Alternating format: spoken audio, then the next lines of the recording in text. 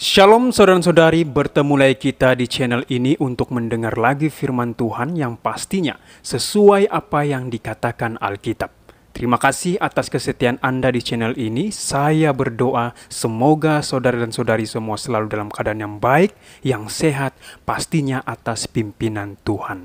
Topik yang kita akan bahas kali ini adalah kalau Yesus Allah, kenapa dia berdoa kepada Allah?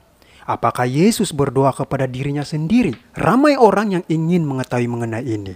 Oleh itu, jangan kemana-mana dan jangan ada yang skip, karena kita akan mengetahui jawabannya bila mana kita terus fokus akan pembahasan ini. Yang pastinya, sesuai apa yang Alkitab katakan, karena Alkitab merupakan standar pendidikan orang Kristen sebagai rujukan utama. Apapun yang kita dengar, apapun yang kita anuti, apapun yang kita percaya, pertanyaannya, apakah itu atas dasar Alkitab? Jadi mari kita utamakan Alkitab, yaitu firman Tuhan. Berilah kepada Tuhan kemuliaan namanya.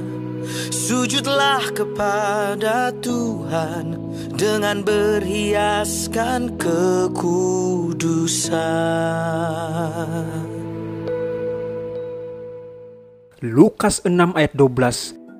Pada waktu itu pergilah Yesus ke bukit untuk berdoa, dan semalam-malaman ia berdoa kepada Allah. Tuhan Yesus pada waktu berada dalam pelayanannya di dunia ini, sering berdoa dengan sungguh-sungguh. Sering ia berdoa sepanjang malam. Dia berduka sementara ia merasakan kuasa kegelapan dunia ini. Dan ia meninggalkan kota yang sibuk dan mencari tempat yang sunyi untuk berdoa syafaat kepada Bapanya. Bukit Zaitun adalah tempat kesukaan Yesus. Sering setelah orang banyak meninggalkan dia untuk beristirahat pada malam hari, ia tidak beristirahat walaupun letih bekerja seharian. Pada waktu kota sudah sunyi dan murid-muridnya sudah tidur beristirahat, permohonan-permohonan ilahinya dinaikkan kepada Bapanya dari Bukit Zaitun, agar murid-muridnya boleh terhindar dari pengaruh jahat yang dihadapi mereka setiap hari di dunia ini, dan agar jiwanya sendiri boleh dikuatkan dan ditopang untuk tugas-tugas dan pencobaan-pencobaan pada hari berikutnya. Injil Yohanes memberi kita jendela untuk melihat keprihatinan Yesus karena pengkhianatan dan kematiannya tampaknya akan segera terjadi. Dalam 5 pasal penting dalam Yohanes pasal 13 sampai 17, kita menerima kata-kata pengajaran terakhir Yesus yang berpuncak pada apa yang kadang-kadang disebut doanya sebagai imam besar di dalam Yohanes pasal 17. F.F. Bruce menguatkan dalam bukunya yang berjudul The Gospel of John. Itu adalah penunjukan yang tepat karena Tuhan kita dalam doa ini menguduskan dirinya untuk pengorbanan di mana dia pada saat yang sama adalah imam sekaligus korban. Pada saat yang sama, itu adalah doa pengudusan atas nama orang-orang untuk siap korban dipersembahkan murid-murid yang hadir di ruang atas dan mereka yang selanjutnya akan percaya melalui kesaksian mereka.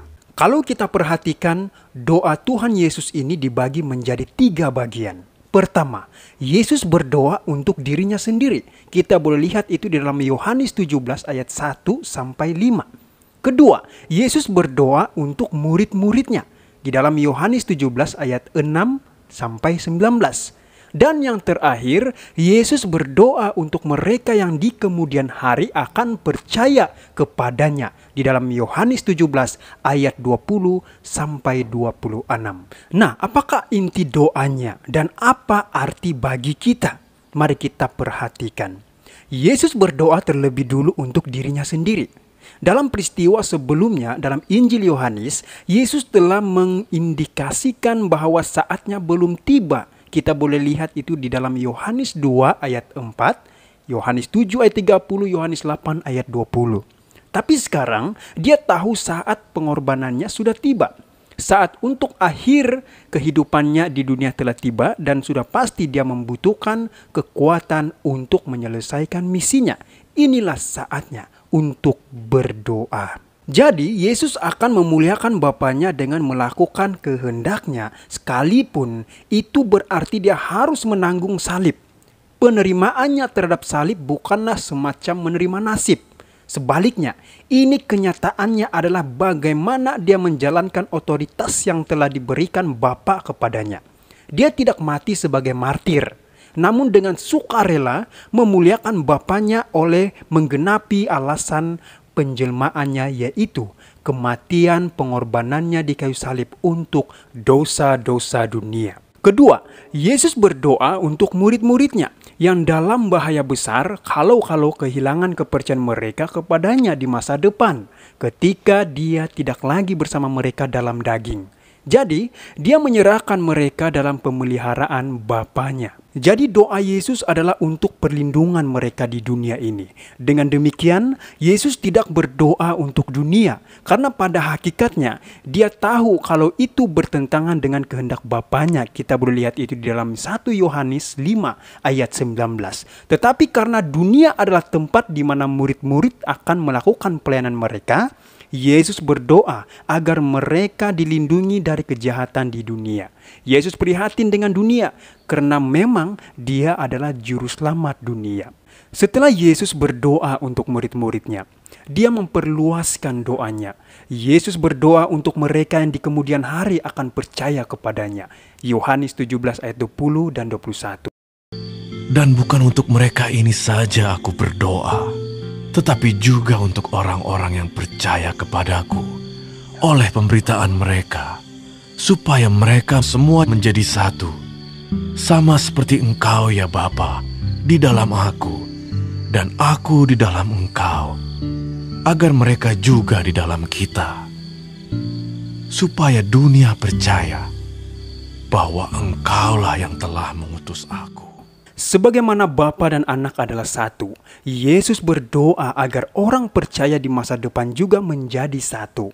Allah merancang agar umatnya semua masuk ke dalam kesatuan iman. Dengan demikian, semua orang akan tahu bahwa kamu adalah murid-muridku, yaitu jikalau kamu saling mengasihi. Yohanes 13 ayat 35. Nah, setelah kita melihat inti doanya dan artinya bagi kita, timbul pertanyaan yang sering kita dengar. Kalau Yesus Tuhan, kenapa dia berdoa kepada Allah? Apakah Yesus berdoa kepada dirinya sendiri? Untuk memahami kenapa Yesus dalam kapasitasnya sebagai Allah di dunia berdoa kepada Bapanya sebagai Allah di syurga, kita perlu mengerti bahwa Bapa yang kekal dan Anak yang kekal memiliki hubungan yang kekal sebelum Yesus menjadi manusia. Yohanes 5 ayat 19 sampai 27 menjelaskan soal ini, khususnya di pasal 5 ayat 23 di mana Yesus mengajarkan bahwa Bapa mengutus Sang Anak, termasuk penjelasan di Yohanes 15 ayat 10. Satu hal yang perlu kita ketahui bahwa Yesus bukan menjadi anak Allah ketika dia dilahirkan di Bethlehem. Tetapi dari kekekalan, Yesus senantiasa adalah anak Allah sekarang dan untuk selama-lamanya. Yesus senantiasa merupakan bagian dari hubungan Tritunggal bersama dengan Roh Kudus. Ketritunggalan selalu ada. Allah Bapa, Allah Anak, dan Allah Roh Kudus. Bukan tiga Allah, namun satu Allah dalam tiga pribadi. Yesus mengajarkan bahwa Dia dan Bapa adalah satu. Kita boleh lihat di dalam Yohanes 10 ayat 30. Ketiga pribadi ini keberadaannya setara sebagai Allah. Ketiganya sudah dan terus-menerus memiliki hubungan yang kekal. Ketika Yesus, Sang Anak Allah yang kekal, menjadi manusia yang tak berdosa, Dia juga mengambil wujud seorang hamba, meninggalkan kemuliaan syurgawinya dalam Filipi 2 ayat 5-11. Sebagai Allah manusia, Dia belajar untuk taat di dalam Ibrani 5 ayat 8 kepada Bapanya ketika Dia dicobai oleh iblis, difitnah oleh manusia, ditolak oleh sesamanya, dan akhirnya disalibkan. Doanya kepada Bapa Syurgawinya adalah untuk meminta kuasa dalam Yohanes 11 ayat 41 dan 42. Dan hikmat dalam Markus 1 ayat 35, Markus 6 ayat 46.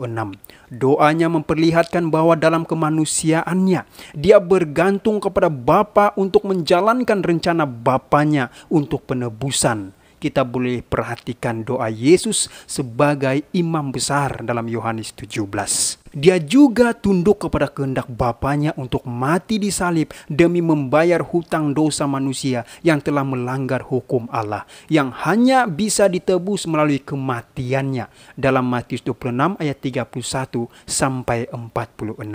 Dia kemudian bangkit secara fisik dari kubur, memenangkan pengampunan dan hidup kekal untuk manusia yang menerimanya sebagai juru selamat secara pribadi.